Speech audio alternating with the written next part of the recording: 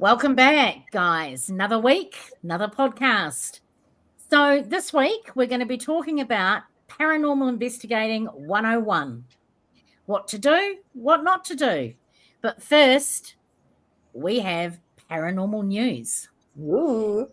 Yeah. So, this week, there's been a little bit that's been going on in the paranormal field.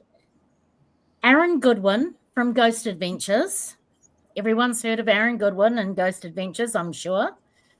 Has unfortunately found out that his wife has put out a threat to kill on him. Literally a hit. It has been reported on Entertainment Tonight. It's been reported on TMZ and various other news outlets. And the general upshot of it is she was messaging an inmate, a prison inmate, and had put aside $11,000 for his demise. One of the comments that was said, or that she said to the prison inmate, was, "Am I a bad person for wanting to eliminate him?" She shared with the prison inmate her husband's filming schedule, so he knew where he was going to be and at what times. She promised him a $2,500 payment, and this only came to light when prison guards found out he had a mobile and confiscated the mobile and went through it. So she has been arrested, and it has been confirmed by police, and she has been put on, I think, $100,000 bail. Whether or not that bail's been posted or not has not come to light at this point. And supposedly Aaron is absolutely blindsided, had no idea whatsoever, and is severely traumatized by what has occurred. And is severely thinking about how many series he can get out of this press. Well, I'm not going to make light of that, because if it is all true, that's horrific. It's absolutely an absolutely evil thing to do to somebody. Not only that, but he has no idea and thought he had a happy marriage. So she has apparently been questioned on it. She says she does not remember sending any of the texts. She says the text about saying that she was going to eliminate him was her just fantasizing about the fact what life would be like without him. I don't know whether it's true or not. Or maybe she was possessed. Yeah. Don't even go to Well, it would be fitting considering the show he's from. Well, yeah, it could be a publicity stunt gone wrong. I guess, but allegedly, let's just we won't go down that road. And in really other news, sorry, is he really worth that much? Wouldn't divorce be cheaper and quicker? I don't know what his life insurance policy is worth, but you know what? Just get a divorce. Yes, it's cheaper. You know, lot less hassle. Anyway, in other news, the Ouija brothers, who have a very popular YouTube channel, I believe they have over 100,000 subscribers, have had their YouTube channel hacked. They are no longer, they're no longer in control. They've been blocked out. So their monetization, you got to remember, these guys do this for a living, and their monetization, they no longer have the ability to access either. So they can't access any of their videos that they've uploaded. They can't. It's absolutely horrific. So at the moment, they're apparently in talks with YouTube about trying to get it back, but it's been hacked by well-known Bitcoin hackers. It's so awful because, I mean, I'm sure that people watching this you might know, but you might not know just how hard it is to for a team to be working on their website, working on making videos, doing investigations. There is a lot, there's a huge amount of work involved. And just to have it hacked and taken away, you constantly, looking at building your brand.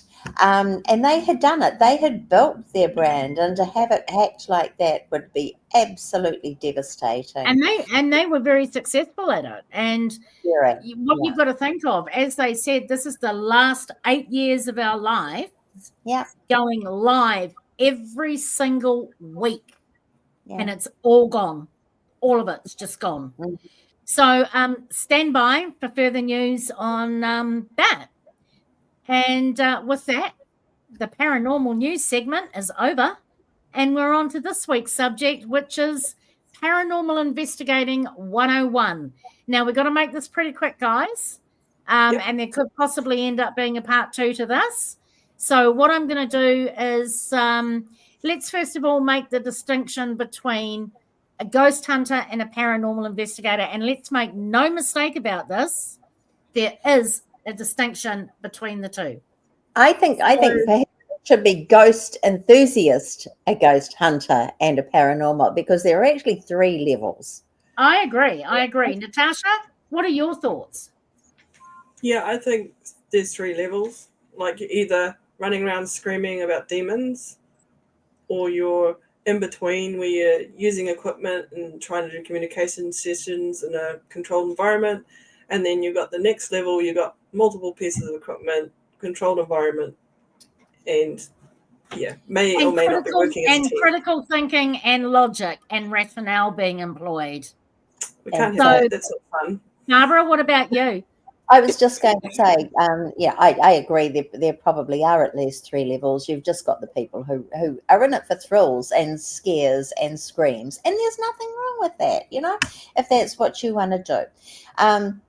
And then you do. Don't call yourself a paranormal investigator. No, but then you have the ghost hunter, and you might go out to different locations looking for ghosts, trying to find ghosts. And then you have and you might have a bit of equipment too, if you're a ghost hunter.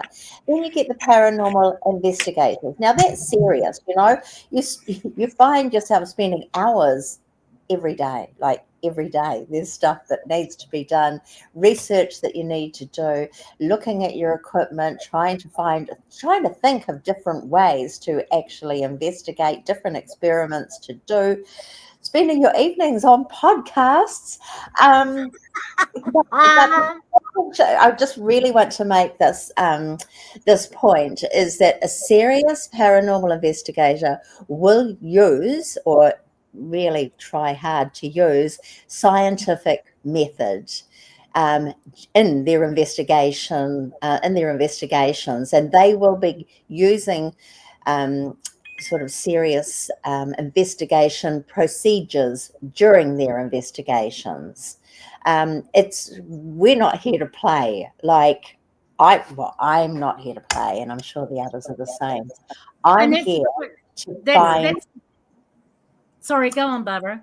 I'm here to find what, for want of a better word, because I don't even like the name ghosts, what ghosts or spirits actually are. And I'm serious about it.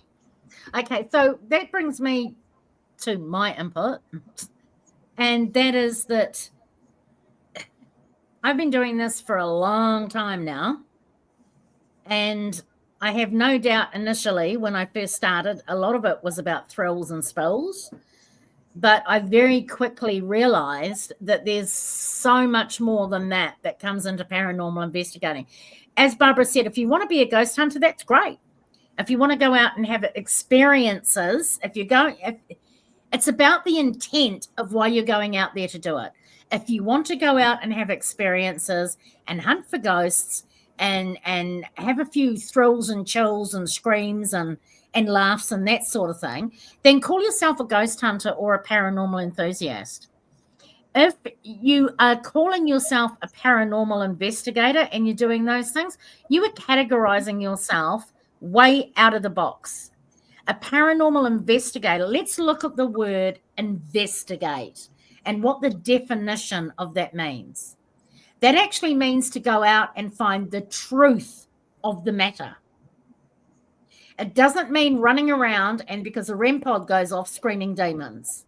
It means going out to find the truth of the matter.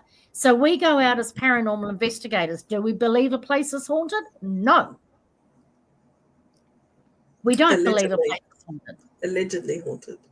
Allegedly haunted, yeah. Allegedly. Usually how No, we we end up. don't. We go in with an open mindset, hopefully on the fence, and we go in looking for evidence that could possibly not be debunked by any critical thinking, rationale, logic, or mundane episodes, for instance. We talk about, as a paranormal investigator, we talk about having a controlled environment, right? So when we go out to something that is not in a laboratory, it's very hard to have a controlled environment, but we can control our environment to a certain extent. So that means ensuring there are no windows open, particularly in historical houses, no windows rattle if there's a breeze, that all the doors close properly and click properly, that there is nothing like floorboards that can creak when people are walking on them, and make note of all of these things before we even begin to start investigating. We also ensure that all external doors are locked so no one can gain access to the property that we're actually investigating. And we don't advertise the fact of where we're going before we go there. So no one turns up to do scary shit around the building to try and freak us out. So all these things come into play. There's only so many controls that you can put in place when you're outside of a laboratory. Ghosts don't, and you guys will know yourself, you'll spend hours and hours and hours repeatedly going back to a place and getting nothing. And then one night, you'll get some stuff that you cannot explain by mundane means. Okay? Mm-hmm. So Yeah. you can't expect to go to a place that is allegedly haunted. And this is what I see a lot on social media. Oh, I've been to this place, we got nothing, it's not haunted. Just because you've been there once for 6 hours does not mean that that location is not haunted. It just means you got nothing when you were there. That you cannot explain via mundane methods, critical thinking, logic, and rationale. I think what people fail to realize is paranormal investigators don't go in going, woohoo, this place is haunted. We pretty much go in going, oh, so apparently this place is haunted. Let's see if we can get anything that can allude to the fact that it's not a normal circumstance that has occurred in this particular building. We can't explain it. Right or wrongly, guys? What do you think? I agree with a lot of that, and especially with the controlled environment. Like even in a laboratory, you can't control everything. So Absolutely. part of Paranormal 101 would be you go there during the day. A lot of these places are public or near roads or in center of town. It's noisy, so you just record the sounds and things, and even video, and take lots of photos, so you don't get the audio pareidolia and also the usual pareidolia. So you can go through and go, oh yeah, I thought that was a ghost, but really that was, especially in South Auckland when they've got the siren cars going past. Oh, that was just a siren car going past. And you know what? A lot can be said to actually go to these places during the day and even in the evening. That's what I was just about to say. Yeah. Leave recorders there before you actually go and investigate and see what the natural sounds are that you're going to pick up. Yeah. Or even just sit in the daylight. Sit in the daylight. Just observe, see what's happening.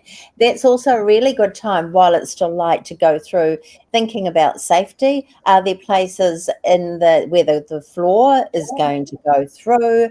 Are there places where you, believe it or not, where you could actually get locked in? Is that door working properly? Are you going to go through it in the middle of the night and not be able to get out?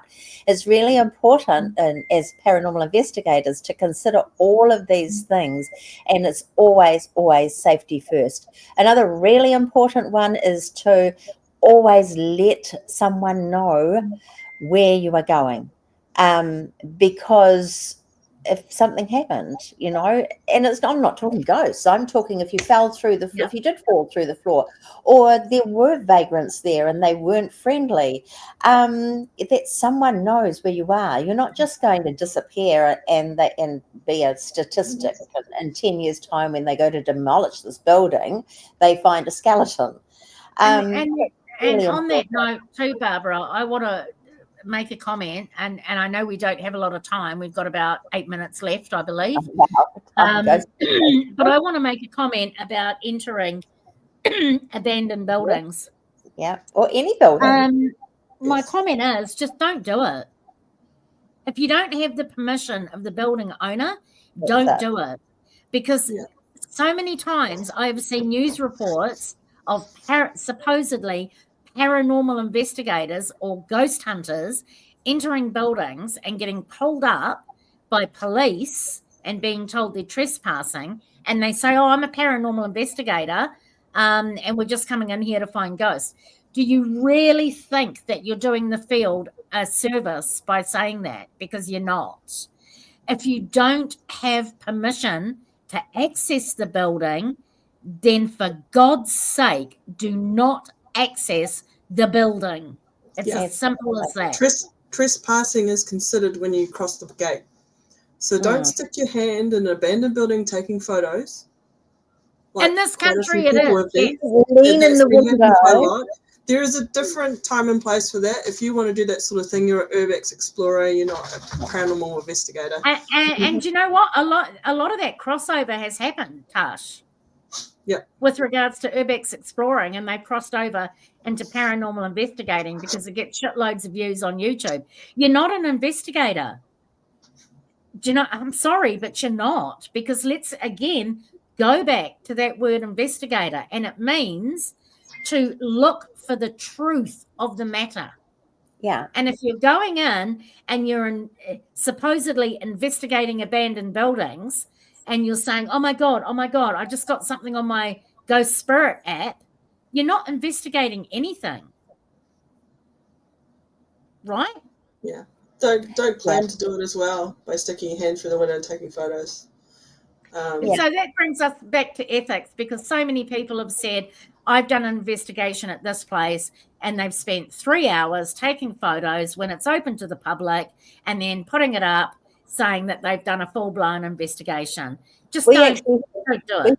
We had a case recently, actually, where a location who we had been talking to actually contacted us and said, this team has done a report saying that they've investigated here. What's going on? And we're like, we don't know. That's nothing to do with us. And the people were really, really annoyed. They had no idea that they were on this particular website and listed as a haunted location. And that's what you've got to be mindful of. I mean, a lot of our clients will say, no, we don't want anything said about it. And that, you know what? That's cool. We don't say anything about it. Yeah, exactly. We go and do the investigation and we keep it to ourselves. Yeah, actual paranormal. We'll write up a report for their eyes only, really. Yeah, it just, exactly. Yeah. We have to respect the owners. We just have to respect the owners and people's property. And if you're doing that sort of thing, you are making it harder for everybody else in New Zealand to get to these locations, because they'll close the door. Yes, they'll lock you out. And the thing is, they have. Yeah, locations have done that before, based on previous teams that have been in there and their actions either in there or outside of there. And I've heard that numerous times. And I've had to say, well, I'm sorry, I've never even heard of that team before. I've never even heard of that person before. Because we're all judged by those teams. We are all judged by Exactly. by as the same as those teams.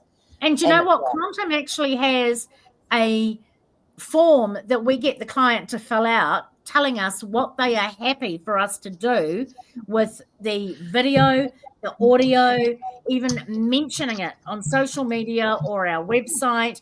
And if they say no, then we abide by that. That is all sorted out before we even walk in that place. Well, a professional team will have enough respect for the location and the owners to actually communicate clearly and correctly with them. It's none of this sneaking in the middle of the night with a camera through the window or anything. It's really important to actually, communicate and to form a relationship with the owners. You know what? I guess it falls down to the individual group's ethics or the individual group leader's ethics and the morality of those who are leading the group. So if they're going to do that sort of thing, the rest of the members that join, oh, okay, so that's normal in paranormal investigating. It's actually not normal. So I just want to cut that off there because we're going to go really short. Maybe we should do a second part on this because I really wanted to talk about residential investigations, and I don't think we really have only just scratched the surface of we have. 101. It's a really big subject. It is. So maybe we should Tash, is there anything else you want to say about it before we end it? We've still got a few minutes, I think. Yeah, I agree with a lot of what has been discussed. So basically, to be a paranormal investigator, one of the ways I'd say to prove that you're not is when they do the recordings and then they play it back next to their ear. So part of being a paranormal investigator is not to do that because 9 times out of 10 you won't hear anything because surely no one does that. So you need to go home and you need to review everything, and that could be because we record ourselves when we sleep in these locations, right? That could be like 8 hours of us snoring in the dark, trying to listen for a ghost or a whisper or something. Very loudly. Oh, yes. And one person farting very loudly. Do you know what I mean? That can be taken for somebody saying something. So, listening to the recorder in your ear like that. I mean, I used to do it, to be quite honest with you. But stick your headphones on if you want to do a quick playback. Stick your headphones on. Have a listen on the spot. Don't say that's it. And don't say at that point, well, that's it. That's review. Exactly. Because go back and review it in the context of that whole whole piece of recording, because you might have missed something that happened a minute beforehand, or a soft word that was said a minute beforehand.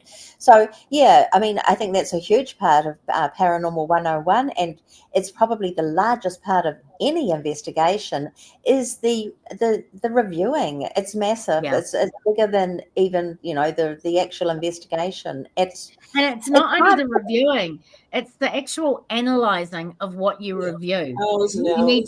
You need to make sure you know how to analyze the data that you supposedly captured. But actually, you know what, guys? We're just about out of time. I hate to say this. Can I just say one thing, please? Yes, just one absolutely. thing really important. I just want to say happy birthday to Ian Quigley. He is my partner at Paranormal Researchers. Happy birthday. I won't tell you how old he is, but I just want to say a big happy birthday to him. Nice. Happy birthday, Ian. I'll never forget Larnett Castle and the stables. Best night of my life, brother. So we still have about 6 minutes. Oh, really? But yeah. So. Oh, okay. So I watched the whole episode, Barbara. So. Let's just say to round up that we're probably going to have a part 2 to this, because this is a huge subject in itself, and we may reiterate a lot of what's in part 1, and that's okay as well. But let's just say that we have got a very special guest, hopefully planned soon, date to be confirmed. And we've also got a location spotlight coming up where we're going to focus on New Zealand locations as well as some overseas locations that either one of us or all of us or two of us or none of us have investigated. And we're going to talk about the claims, what we got, what we didn't get, and that sort of thing. So make sure you hit that subscribe button so that you are notified of our upcoming podcasts. And please like the channel. If you don't subscribe to us, we won't get the algorithms from YouTube and you won't be able to find our podcasts. And so we rely on you guys. Don't be afraid to share the link with your friends and family. And can I please say, get out there, investigate, and enjoy it. Like, if you're just an enthusiast or a ghost hunter, stay in your lane, but get out there and enjoy it.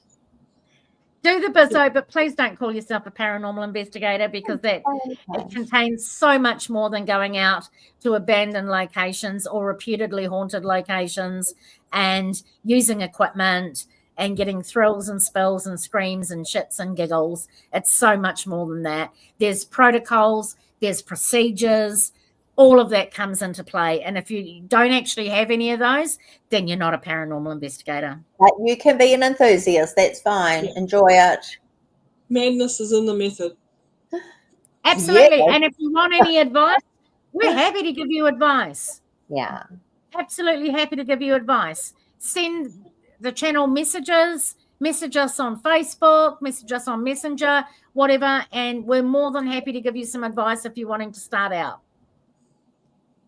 All right, so let's end it there. Okay, so until next time, next week, see you guys then. Have fun, guys. Be safe.